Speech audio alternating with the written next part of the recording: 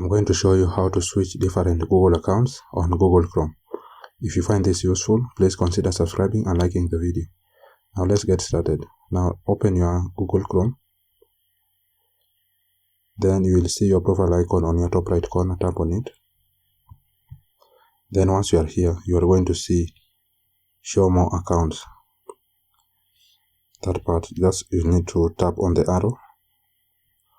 Then it is going to show you your different Google accounts. So in order to switch to any account that you want to switch to, you just need to select the account that you want to switch to and tap on it. Then you'll be able to change your Google account, or you'll be able to switch to that Google account here on Chrome.